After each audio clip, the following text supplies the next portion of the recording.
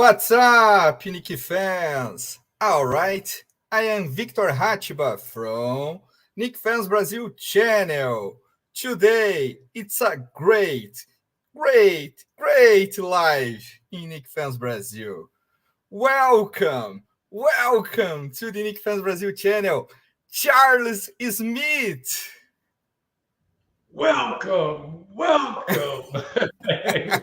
up, Victor? Good to see you. I'm glad to be on. It's a great honor for me and all Knicks fans in Brazil and around the world, my guy. Okay, first question, Charles. First question. I am curious how start your passion with basketball. Well, I think like many, I started playing around the neighborhood with friends. At a young age, just going around and playing with the kids in the neighborhood. We just go out, go to courts. We set up a court in the back alleyway of the house, and we play there. So it was all with friends, just competing with friends in all sports. It wasn't just basketball. It was football. It was track. It was running. Just competed in a lot of different things. Oh, great. And let's talk about the New York Knicks. Okay. Can you tell for us, can you share some of your most memorable moments during the time you played for the New York Knicks?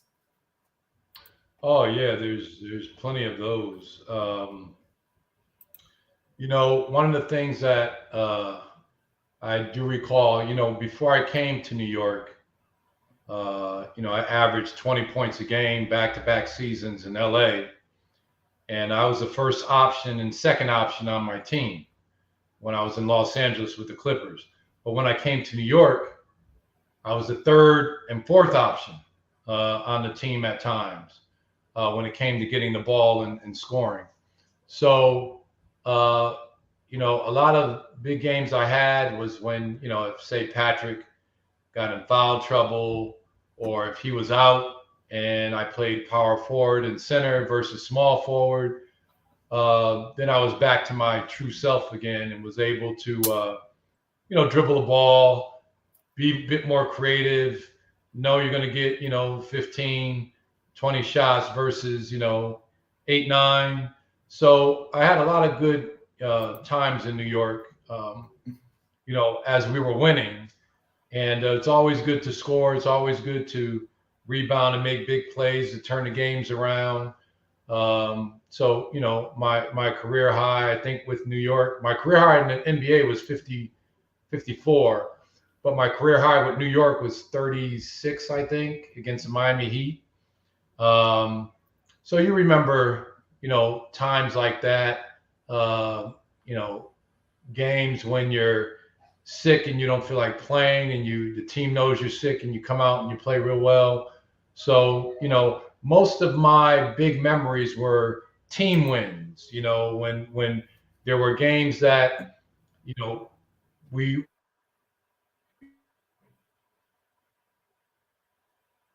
had to win, for example, during our 94 season. And I can remember when we lost 2 games in a row and we were leaving to play in Utah. Mm-hmm. And, we got to the game and Coach Riley instituted a new defensive play before we got to Utah. And, we would, set a screen and pinch John Stockton so he'd have to give the ball up. And our defense was so tight. When one person moved, everybody moved. So we moved like a wheel. And we won that game. And that was a big win for us that we celebrated because we knew what we had to do, and everybody came together and did it. So a lot of team wins were big wins. Yes. I totally agree with you. Totally agree.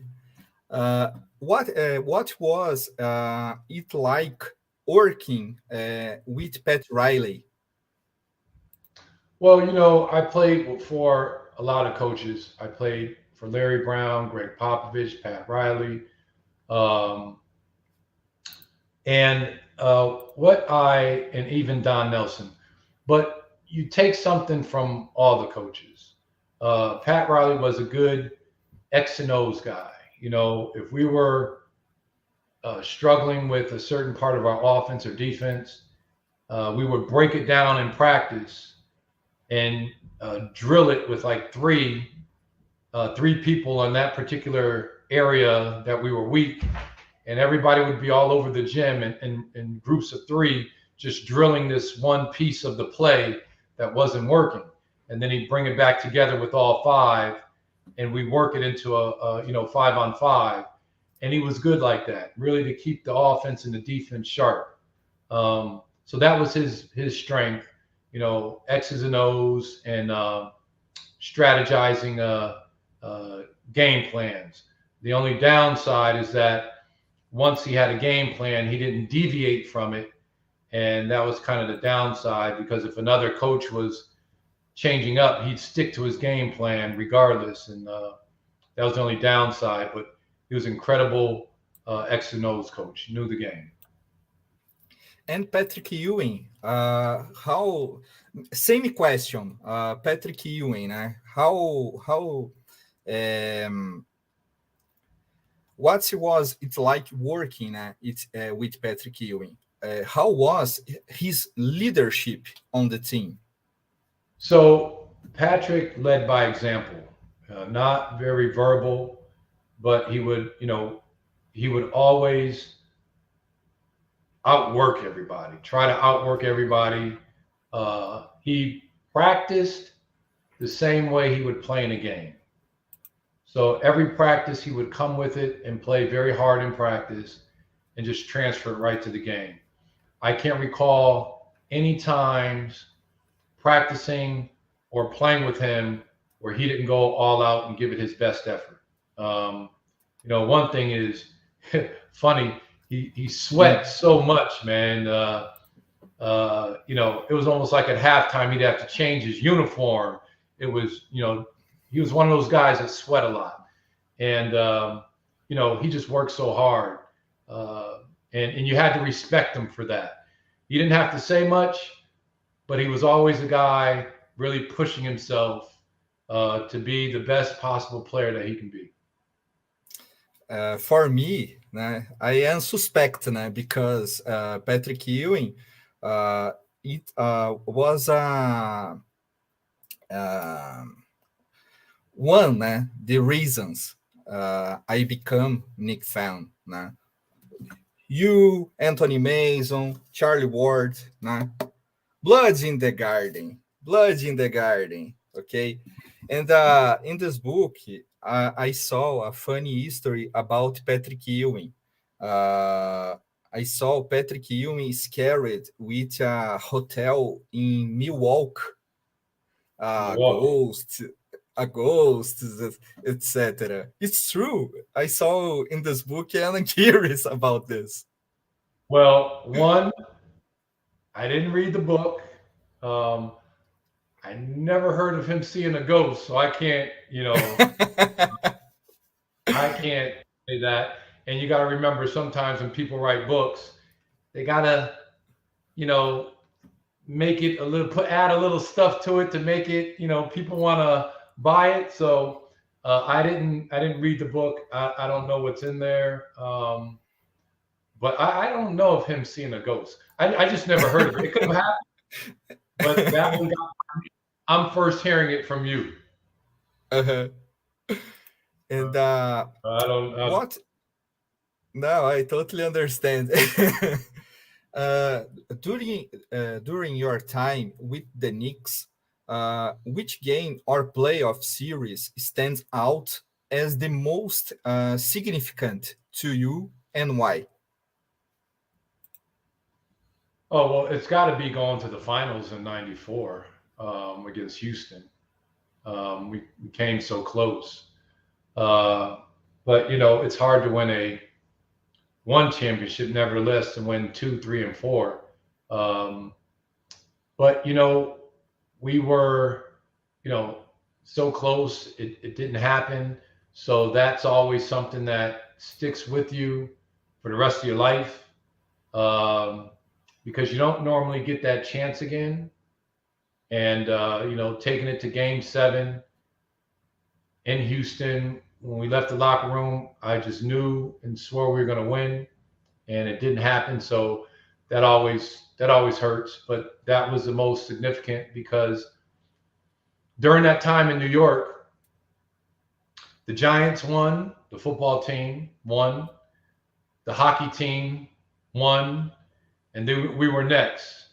And so going to game 7, there was a buzz around the city, and we fell short. So, but that was the most significant, because that's the furthest we went as a team.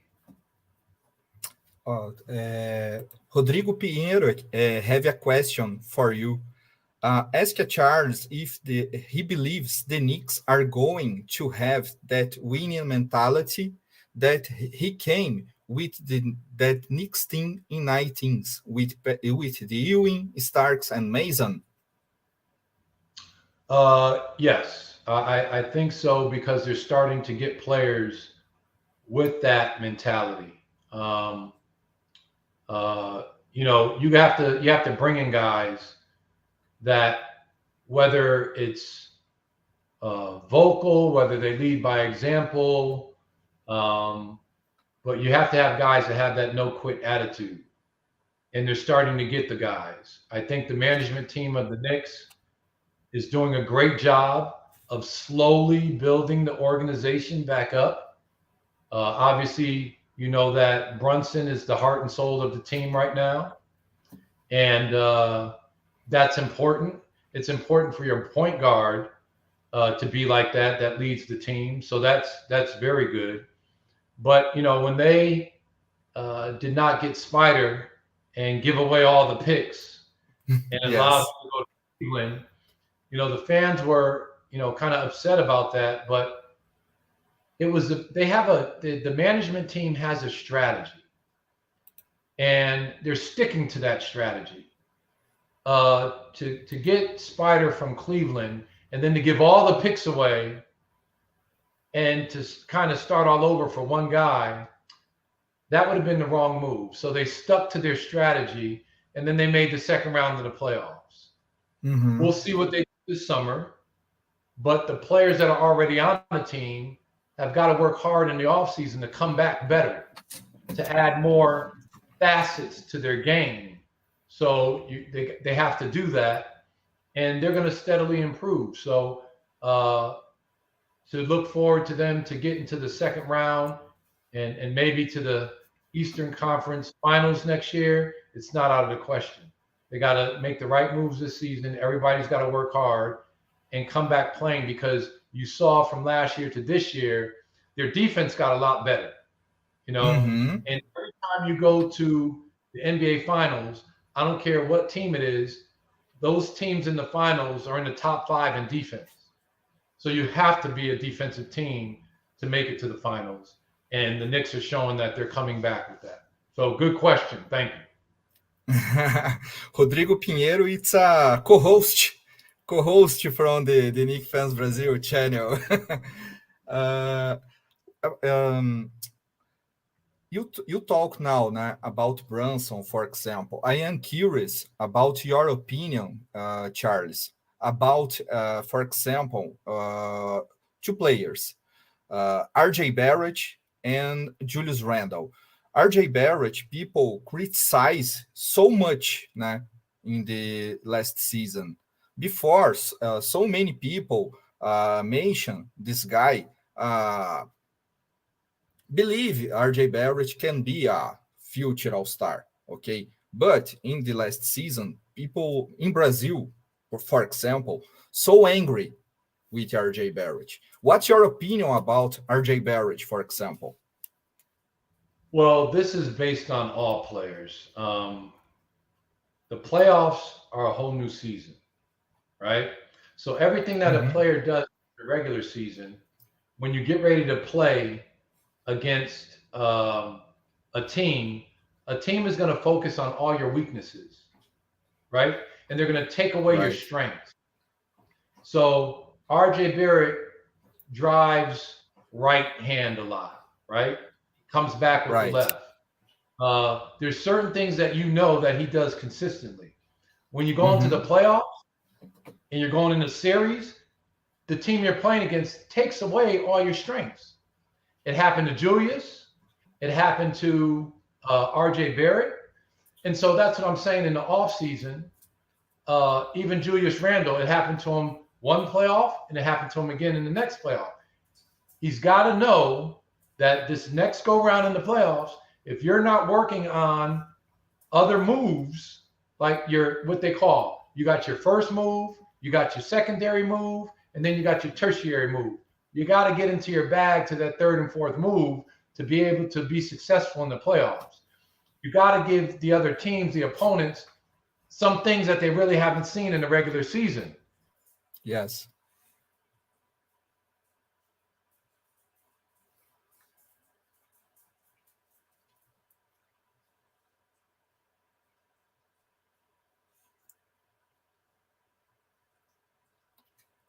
One second, people. Charles. Dá pra falar em português, né, galera? Travou aqui, mas ele já volta aqui com a gente aqui, pessoal. Vamos ver aqui enquanto o pessoal tá chegando aqui na live. Aqui, ó. Opa, voltou. Back. You back. I don't know what happened. But what I was saying is that, in the playoffs, you got to come with other options on your offense. And the team's got to play a whole lot harder defense. So, RJ Barrett, Julius Randle, more RJ than Julius, they're growing. They're growing as players. Yes. Yes.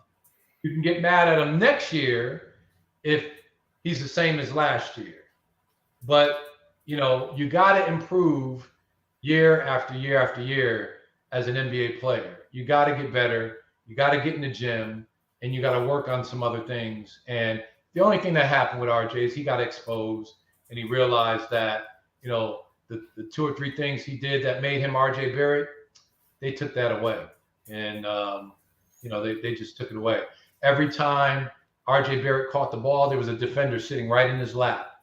So they didn't give him any space to catch and shoot. Somebody was right there. They made him put it on the floor. So those are the things that happen. And Julius Randle, what's your opinion about this guy? Because in the last season, it's a fantastic regular season. It's great in regular season. But again, Knicks fans criticize Julius Randle in playoffs. So what's your opinion about Julius Randle? It's the same.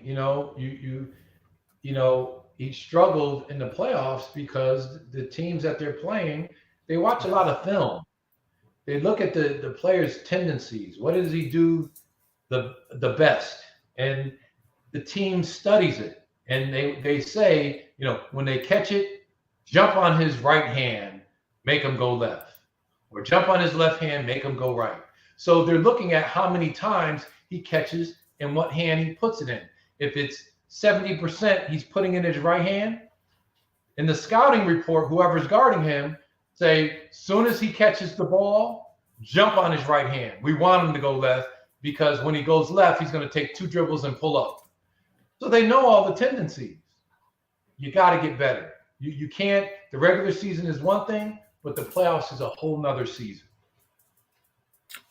You played together, for example, with Anthony Mason. I saw in pages from Instagram today compared Anthony Mason with Draymond Green. Do you agree with this comparison or not? There's similarities. There are similarities, but Anthony Mason was a post-up player. He can post up with his back to the basket, and he can take you off the dribble and get to the basket and score. That's Draymond, not Draymond Green.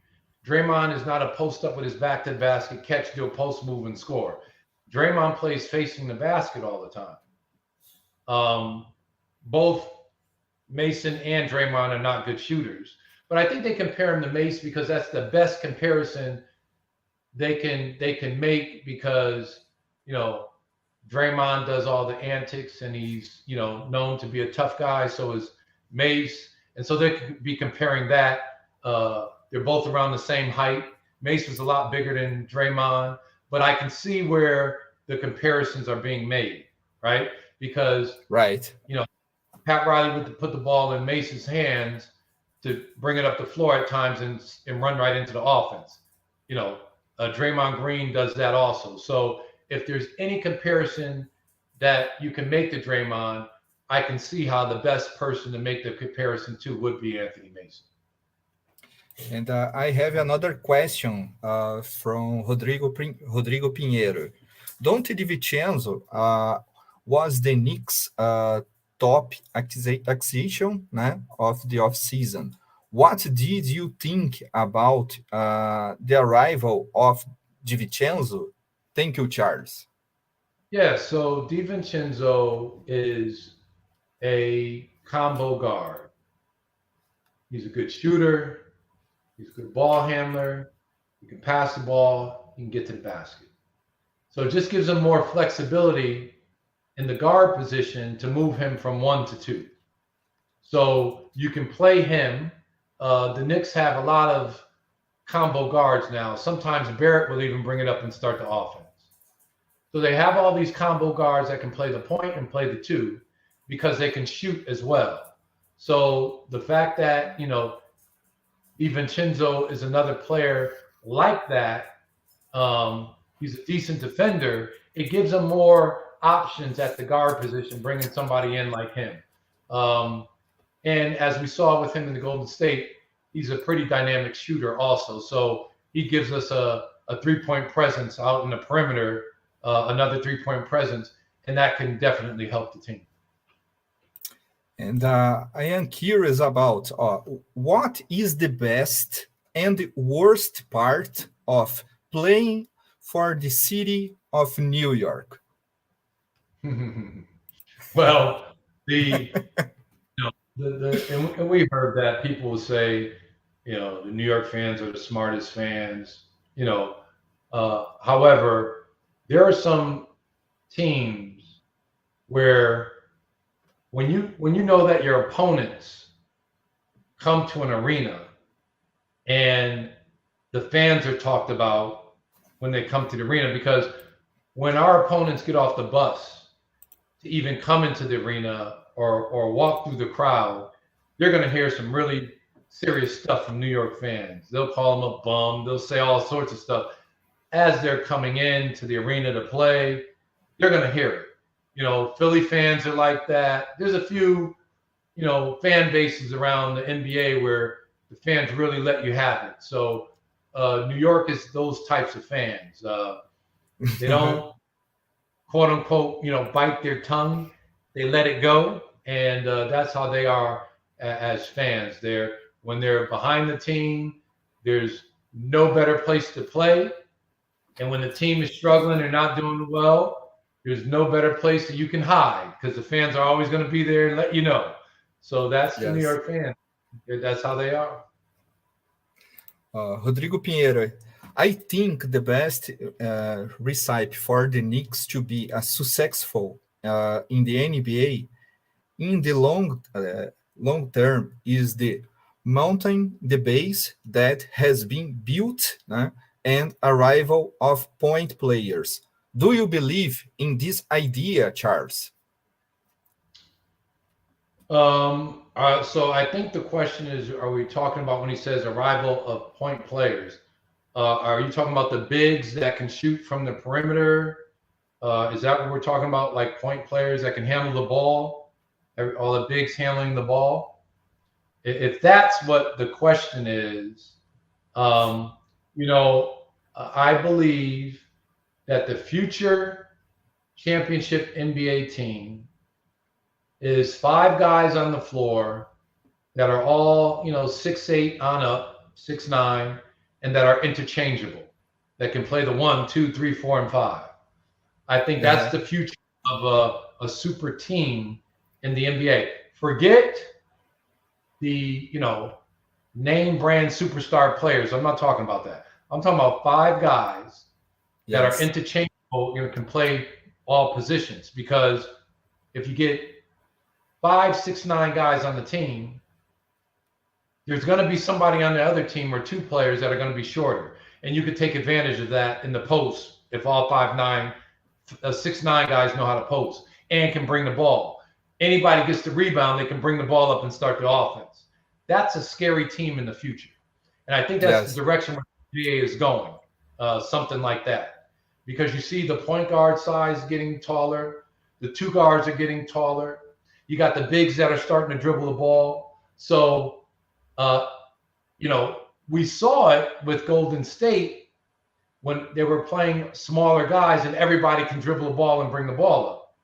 But I think the height requirement is going to get taller, and the same thing is going to happen. So do the Knicks need more bigs that can handle the ball and shoot? That's where the game is going. I think it'll be helpful. Imagine if my game was in this era, because that's all in 1988, myself, Danny Manning, and Derek McKee, we were all 6'10" guys that can handle the ball. The league wasn't ready for that. Some teams were, but other teams were not ready for that because that was a different style of play. And I think over time, all the teams started to accept that style of play, running and gunning and every big dribbling the ball, taking it to the basket and all that. It just wasn't accepted too much in the 90s, but in the 2000s, it became a part of the game, and now it is the game. So thanks for your question. I think, yes, that's going to be the direction of not just the Knicks, but all teams.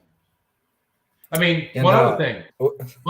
If you look at this past year in the draft, the 7'1" kid from Purdue didn't get drafted, and he was the MVP, most valuable player in the NCAA in college basketball. He went back to college. Yes. 2022 NCAA Player of the Year from Kentucky, the big center. He didn't get drafted. Why? Because these guys can't handle the ball even, 5, 10 feet from the basket. So you got to be able to turn around, face, and take 2 dribbles and get to the basket. And you have to have good footwork to play defense. And that's what's needed. No, totally agree. Totally agree again. William, for you. Charles, what type of player do you think can help Brunson to get Knicks to the finals? Do you think Embiid is enough? There's some Donovan Mitchell rumors again. Well, first of all, you probably need a post player that can play with his back to the basket and can play with his face in the basket. There are a few of them out there. Karl Towns in Minnesota. You got Joel Embiid. You got guys like that in the league that can play facing the basket with their back to the basket. They can put the ball on the floor for a few dribbles and get to the basket and make a pass. A player like that helps any team be in position to go to the finals. Of course, with other players around them. So sure, can an Embiid help the Knicks go to the finals? Absolutely. As far as Donovan Mitchell bringing Spider to the Garden, again, it depends on what you're giving up. I don't think you can win an NBA championship without having guys on the floor that can rebound. Having 4 guys on the perimeter and 1 guy rebounding, that's not going to work. You're going to need, when the Knicks have Porzingis and Porzingis played on the perimeter, you have 4 guys in the perimeter and you only had O'Quinn rebounding 1 against 2, sometimes 3. So you can't win like that. So you got to have guys that can rebound and face up and with their back to basket. Bigs. You got to have bigs that can do that. What advice do you have for young basketball players? Young basketball players aspiring to reach the professional level? Well, that's a loaded question that can go in a lot of different ways. Because the kids today grow up with social media, right? Yes. So Yes. a lot of kids can't take criticism. They can't take coaches, getting in their face and being direct. They can't take it. A lot of the kids, when you're playing basketball, you can't care about what the fans say because fans are going to go up and down. The kids care too much. The kids don't want to take the last shot. They run away from it. They don't want the pressure. And they're talented, but they don't want the real pressure of the game. And so I think if I were to talk to a lot of kids, to tell them to have fun, you're going to have good days and you're going to have bad days. I've never seen an NBA player in the history of this game play a perfect game. You're going to make mistakes out there. Just own them, get better, and the best players minimize their mistakes. But everybody makes mistakes in the game. Yes. These kids are perfect. They can't handle criticism or mistakes, and they're worried about what people are going to say about them. What is going to be on social media the next day? They're in the locker room at halftime, looking at their phones. What are they saying about them? You can't care about that. Only thing you can care about is going out on the floor and playing your best basketball and to be focused to do that. So stop caring. I totally agree with you. Compared with mistakes, I mentioned for you in backstage, my English is not perfect, but I try yes. With you and another guests in this channel. And can you share, Charles, funny behind the scenes history from your time with the Knicks? Oh man, oh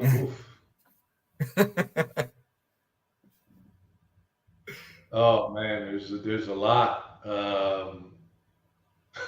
My brain is spinning to tell you which one, but not embarrassing any of my ex-teammates. No problem. No problem. I'll tell you a few stories, but I won't say the names because no. I totally understand you. Understand you. So we're arriving at a hotel at 2-3 a.m. Just getting off the plane, playing a game in another city. So we're getting off the bus, and this guy is there with his daughter, and it's late at night. We're all getting off the plane, and I'm walking in back of this particular player, and the player gets off the bus, and the guy says, "Hey, you're my daughter's favorite player. We were waiting out here all night just to get you. Please, I know you're tired. Would you sign?" I'm sorry, not daughter, son. "Would you sign my son's basketball card? His name is Mark with a C." So he signs it. We're going in the hotel room, and I hear the guy say, Hey, wait a minute. You spelled his name wrong. You spelled it C-A-R-K. And he said Mark with the C. It was supposed to be M-A-R-C, and he spelled it C-A-R-K. And I thought that was hilarious. And I looked at him and said, Mark with the C? C-A-R-K? So that was hilarious. And we all laughed about that on the bus. There's just some funny things that were said by guys a lot of times on the buses and on the planes, and just hilarious, man. And one more story is that we're on the bus and we're in Chicago, and one of the players yells out, "Hey, what ocean is that?" We're like, "Ocean? We're in Chicago in the middle of the country, and it's a big lake." And we were all laughing, and all the guys start saying, "It's Ocean, Michigan," and we were saying all these ocean names. Had a lot of fun, man, because it's not an ocean. There's only the Atlantic and the Pacific, and that's it. So we had a good East Coast festival, so we had some fun with that too. But there are a lot of stories like that, man. A lot of them. I imagine so many stories about this. I totally agree. Oh, William, of the Knicks' younger players, who do you think has more upside? Kuechly, Barrett, or Grimes? Who do you trade in a superstar trade? Wow. You're making me Hard play team. question. Hard That is question. that is a tough question. Um, okay, you look at it this way. It's not about upside, it's about delivery, right? Right. Barrett Grimes.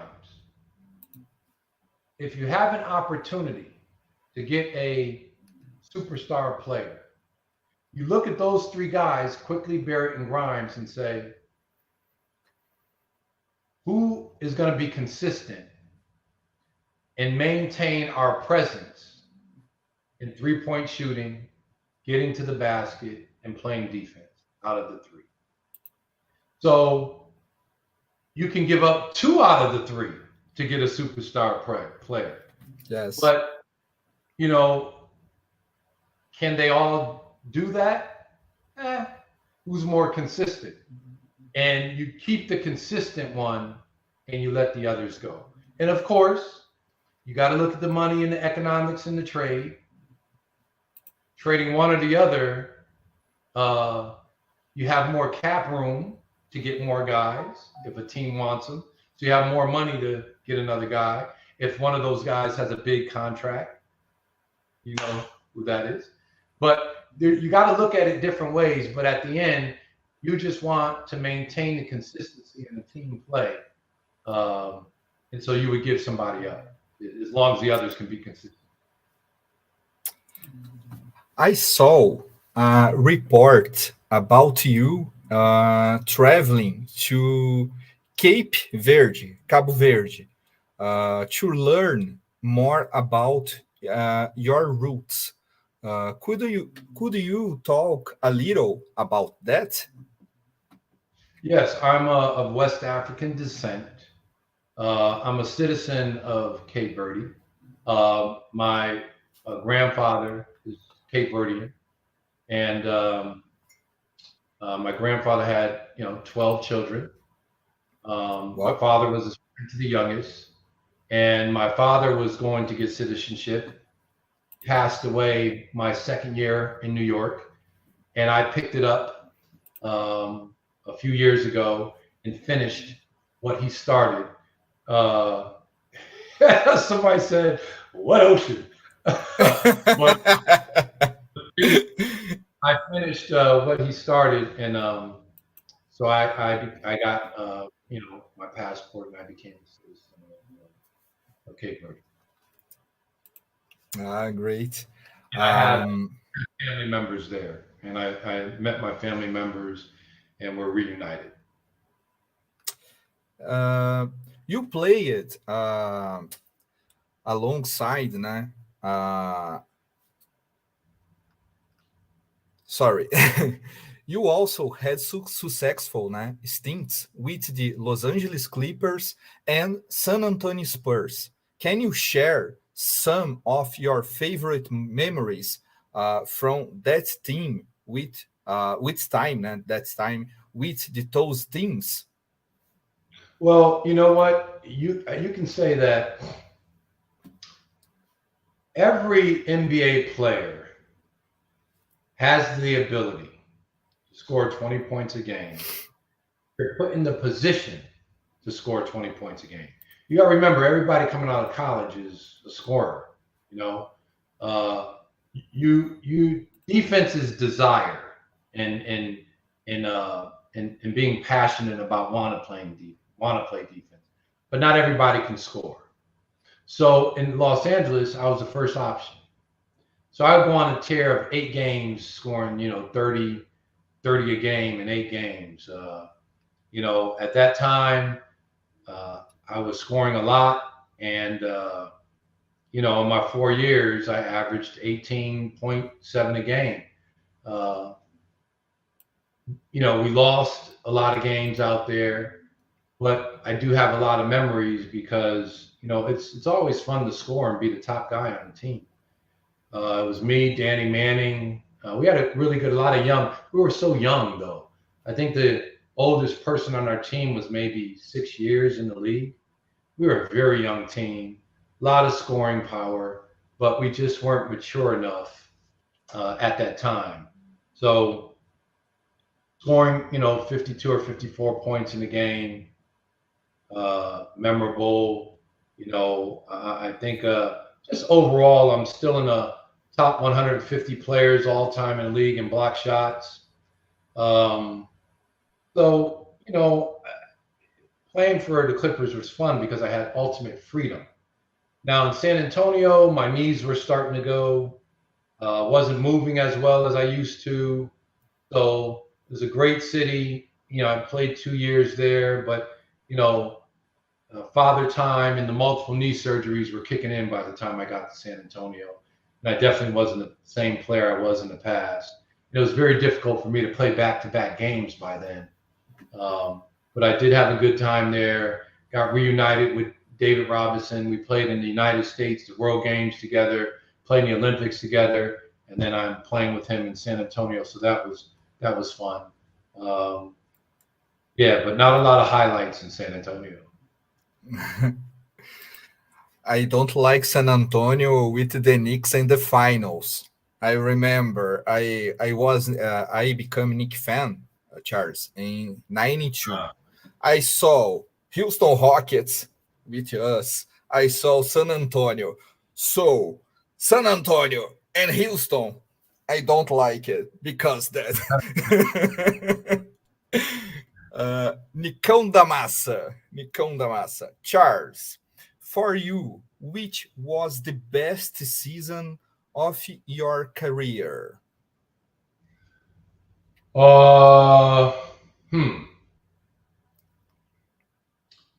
It's either my second season with the Clippers. No, it's either the third season with the Clippers or my second season with the Knicks. And I'll tell you why. My third season with the Clippers, I really had it going. The confidence, I felt unstoppable. I was playing power forward, and I was getting a rebound, going coast to coast, making passes, scoring, going to the basket, had the ultimate freedom. And it was a fun time because I finally, third year in the NBA, I got my footing. I'm feeling comfortable, playing every night in and night out. So that was a good time. And then I say my second year with the Knicks because I got moved to small forward. And so when I came from LA, I went from 260, weighing 260 pounds to 235. So I felt lighter, went to small forward. And my first year there, I played well, but I didn't feel comfortable. My second year, I really felt comfortable. I felt so comfortable that even when the plays were not called for me, I knew the offense and everything well enough where I could still come out with 15, 17 points and only getting 8 shots because I knew the offense well. I knew when I was going to get the ball. I knew how to get the ball offensively when play sets broke down. So my second year with the Knicks, I really got comfortable. So those are the two. So yeah, I averaged the second year with the Knicks probably about 13, something like that, 6 rebounds. And in LA, I was averaging 20 and 8. But it wasn't the points; it was the comfort level in contributing to the team. And how do you think the game of basketball has evolved since your playing days in the 90s?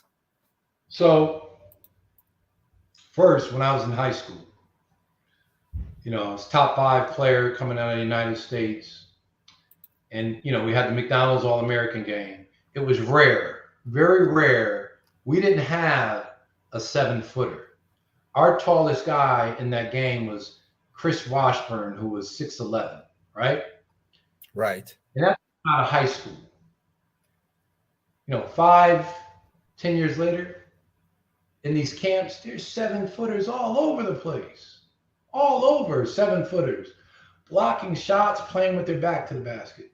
A decade later, there's 7'5", 7'3", 7'2". They're all over the place, playing with their back to the basket. Now today, there's 7'6", 7'5", 7'2", 7'1", and now they're dribbling the ball, playing facing up, jump hooks, playing defense. So the game is just, the player has evolved. The talent of the player has evolved and changed. So, that's a time where, you don't know where it's going to stop. So you got Wembanyama coming in, at 7'3", 4", dribbling the ball, shooting jump shots, shooting 3-pointers, blocking shots, and can move his feet. There's going to be more like that. You got Bobo's doing that. You got the other kid who was hurt, I can't think of his name, who played at Gonzaga, who's now playing the 7'1" guy. So the game has evolved to the point where there's more agility. It's not in 90s, the big, when they come through the middle, hit them and make them throw them off their path, or Yes. or when when you're going to foul them so they don't get the ball up into the air, and then the other guy can get a second foul because they don't call 2 fouls in a row. You get a free hit. So you don't do that. Chet, there you go, Chet Holmgren. I couldn't think of his name. Thank you. But yes, that going on, and so the game has changed like that. It's more agile and running and a lot of motion. And talking about these new players in NBA, what's your expectations, for example, with Victor Wembanyama? Yeah, I think he's going to be a great player. I got a chance to see him train and work out. And his strength, and I'm not talking about brute strength, I'm talking about his physical strength to be able to use his body and shift and change directions, and his movement. He has a huge upside. He's going to get stronger naturally because now he's an NBA player. And that's his job now. So every day he's going to be getting stronger. But they're not going to let him get strong and lose his flexibility or his quickness. So, you got people like Kareem and Robert Parrish who are very slender, built like me, up top, and played 20 years. So it's about your legs and being able to run the floor because your legs carry you up and down the floor. So I think you're going back to that. And so the athleticism is a lot stronger.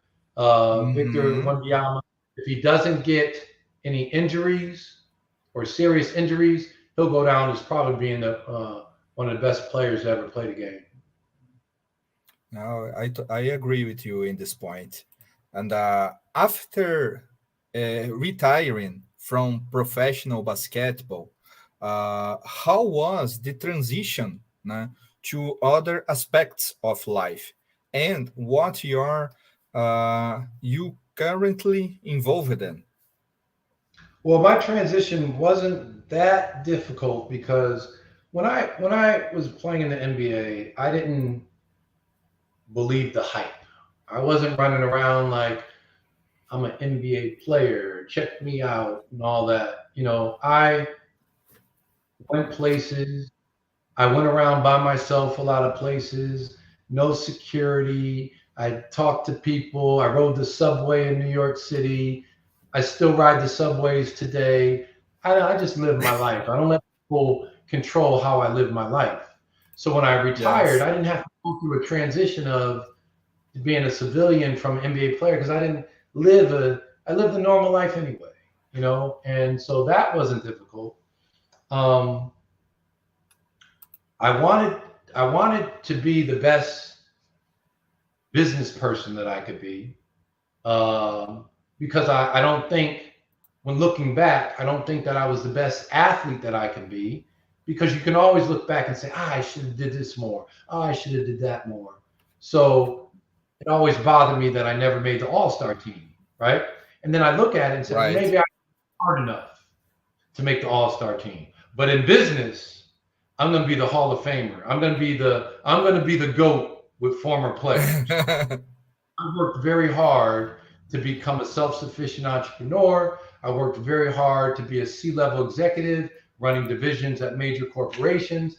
And I worked very hard. It took me 10 years to make it to the NBA, but it took me 25 years to be an accomplished business professional. It took longer.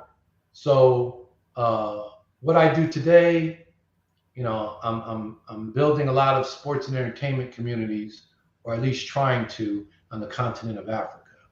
I'm looking to get involved in development and stay there. I work with a lot of family offices and investing. And that's basically it. I'm living with a purpose. I'm enjoying life. I'm helping people. And I've never been to Brazil. So by the way, that's on my bucket list. I gotta get to Brazil. I gotta get there. Come to Brazil. Yeah. São Paulo. Come to São Paulo in Brazil. I won't see you in São Paulo. I got two places I haven't visited yet. Charles, in the future, I hope soon, I will make a trip from New York. So many Brazilians with me, I will go to New York. I hope see you in New York. I will talk for you when I will make this trip. I remember more to all the Brazil fans out there. You're hearing me say this, Victor. If you come to New York and you let me know in advance, and you bring a group of Brazilian fans, yes, I will talk to the team. The seats won't be on the floor because there'll be a group of you, but you'll have decent seats. And you come pre-game. You get to the game before the game starts. And I will take you down on the floor, watch the guys warm up, meet some of the players, get some photos. Have to share the photos that you get back with all the fans in Brazil. So I'm taking my glasses. I'm looking at you and say, that's my promise to you. Come I have a problems in my eyes too. Oh man, I am so happy because I imagine more than 20 Brazilians with me. 20 Brazilians with me in the street. Plan it in advance. Plan it 2 months out, whatever. Give the team time to take care of you, because I'm sure they would love to have a Brazilian fan base in the arena. And try not to pick. Try not to pick the night when LeBron is coming to play his last game in the Garden or something like that. It'd be hard to get. But yeah, you got to think about things like that. And I can take a couple more questions because I actually have to go. I plan for 8 to 9 o'clock here, so I could take a couple more questions. I can make 2 questions for you before. Vamos ver aqui. Let's go. 3 points and a foul. 3 pontos e a falta. Charles, what was it like to play at the Garden during those incredible playoffs runs early in the 90s? What was the player team you were most excited to play against? Oh man, ooh. Well,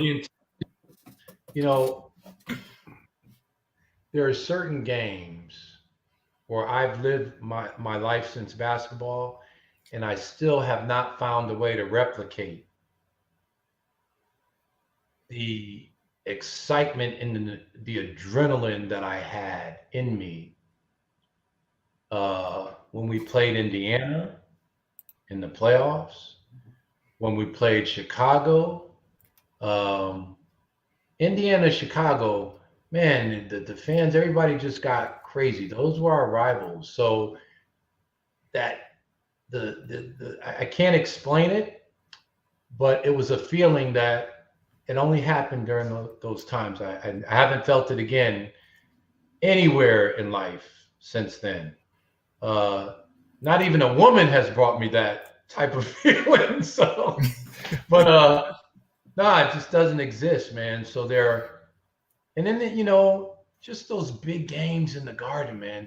The big ones that had something writing on it, like even with Charlotte, when Muggsy and Kendall Gill and Alonzo and Larry Johnson were all in Charlotte. And we met them in the playoffs. That was big. That was big. We were preparing for them in the regular season because they finally got something going. So, that's one thing I miss, man. I can't replicate that. I haven't been. There's nothing, and even to other players who come and play in the Garden, there's an intense buzz in the air when you're playing against a rival or a really big game. You can just sit in your seat and listen, and you hear all the people talking all at once, and it creates a buzz. You're yelling at each other, and it creates a buzz in the air, in the atmosphere. And and then when they all erupt at one time, that's when you make a shot or something, and they you can't find it. You can't find it. Rodrigo, for you. Charles, I swear, this is my last question. Rodrigo, many good questions. Questions. How was your experience as a bronze medalist at the Seoul Olympic Games? You played with big stars like Mitch Richmond, Dan Mergely, David Robinson. Can you tell for us? So, I was on the last college team where college players played to win the gold medal in the World Games. And I actually led that team in scoring. In the World Games, we beat Russia. We were down by 17 at the half, and we came back and won.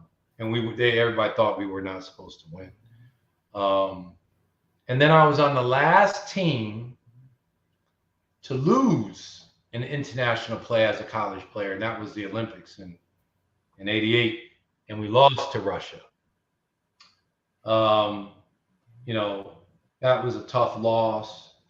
We all look back at it, and we wish we were able to get the rebound. We beat Russia because Lou Olson let us get the rebound and if I got the rebound, I can just get it and go. Bring it up the court, pass. Derek McKee can get the rebound, pass. Armin Gilliam can get the rebound, dribble a few times, pass.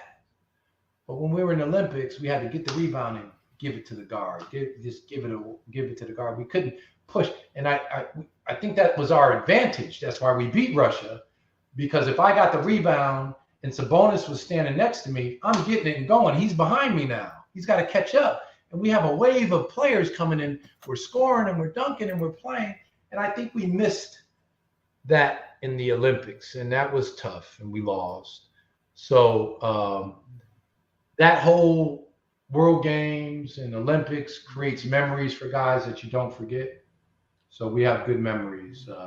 Mitch and I'm friends with Mitch. We talk a lot. I saw Dan Marley last summer. We ran into each other at a golf course.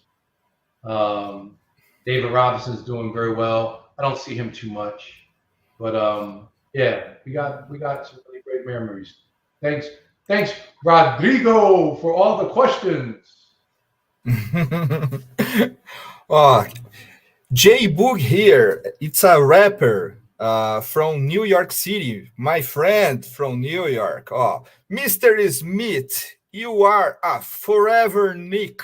Family always. Being a fan since you played at Pittsburgh on that Clipper jerseys.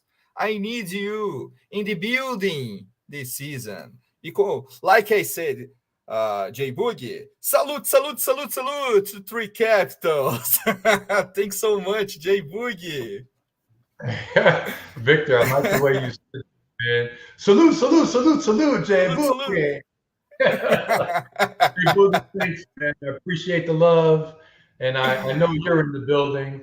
And thanks for coming on and showing the love. Appreciate it. See you back in the city.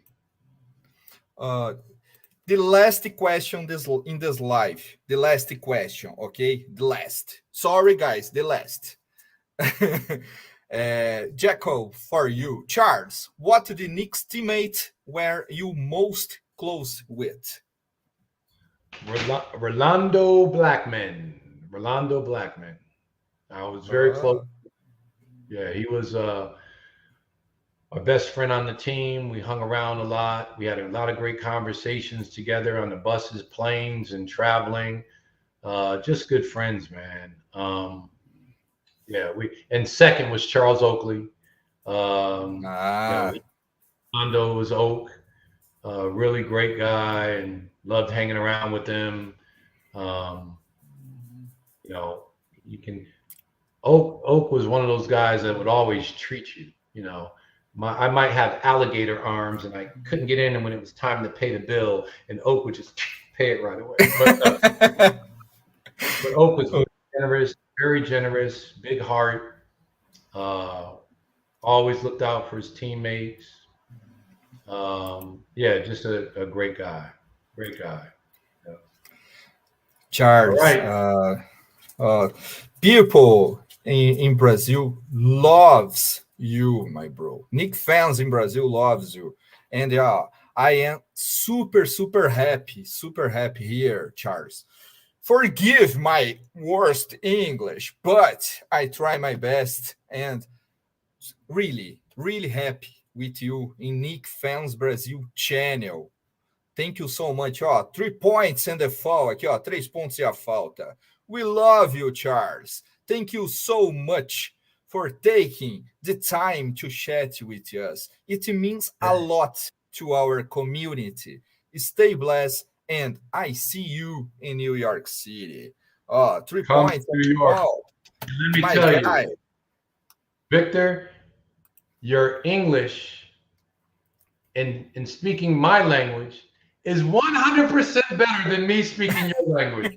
So salute, Victor. Take care, man. Take care, bro. Thank you so much. And thank you, everybody in this live. Take care, my bro. See you.